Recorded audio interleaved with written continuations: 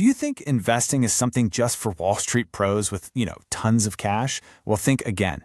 In the next few minutes, we're going to break it all down and show you exactly how you can start building your financial future right from scratch, starting today.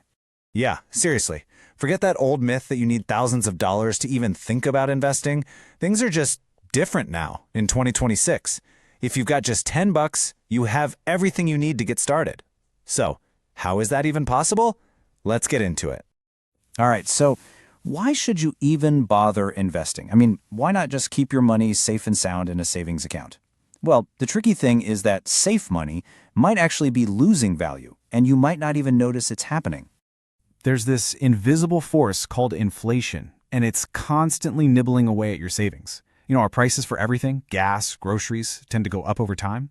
Well, that means that the dollar you have today buys less than it did yesterday.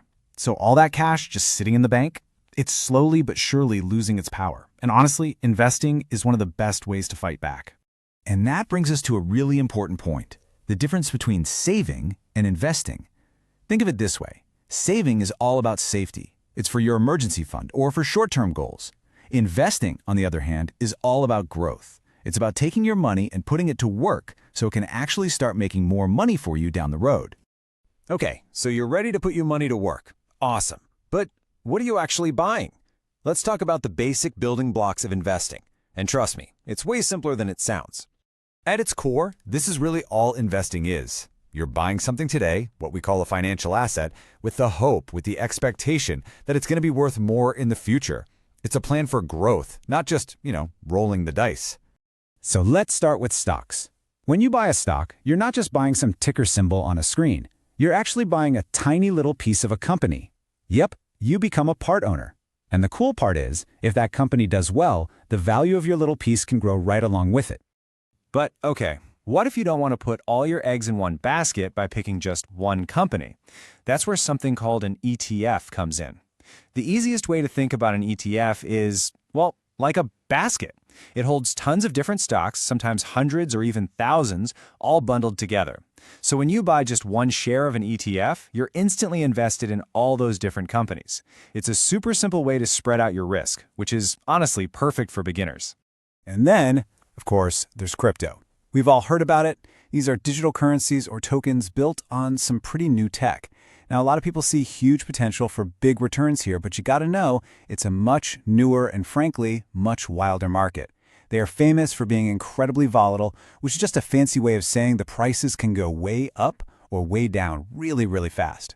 And just to give you an idea of what we mean by volatile, in the first quarter of 2026 alone, Bitcoin's value fell by more than 22%. It's a pretty stark reminder that where there's potential for huge rewards, there's also some very, very high risk. Okay, so now you get the basics. But that brings us right back to the big question, right? How in the world do you start small when some of the most popular stocks cost a fortune? I mean, this is the exact thing that stops so many people from even trying. You see a company you really like, but one share costs, say, $400, and you've only got $50.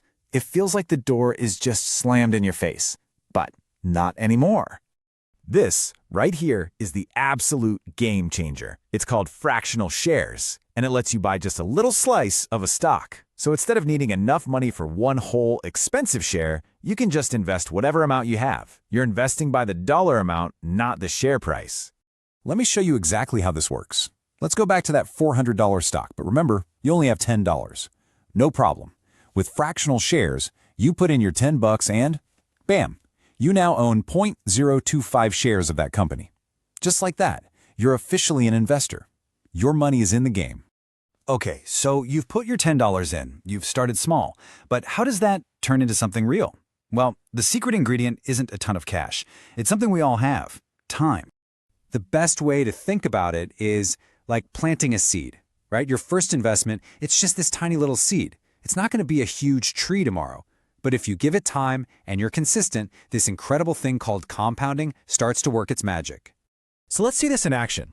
In your first year, pretty much all the value you have is the money you put in yourself. See that little sliver of growth? It's tiny. You can barely even see it. And honestly, this is the point where a lot of people get frustrated and give up. But they're quitting right before things get good. But let's jump ahead 10 years. Now, take a look. That growth bar is starting to get pretty significant. What's happening here is your money has been making money, and now that new money is starting to make its own money. That is compounding. And this is where it starts to get really fun. Okay, now for the big reveal. Let's leap forward to year 30. And wow, just look at that. The growth, the money that your money made for you, is now way bigger than everything you originally put in. That tiny little seed we talked about, it's now a huge tree. And it was all powered by just being consistent and letting time do its thing. This is the power you tap into the second you start. And look, if you take just one thing away from all this, let it be this. Building real wealth usually isn't about hitting a home run on some risky bet. It's about the patient, steady process of investing consistently over a long, long time. So, what's stopping you from planting your own seed today?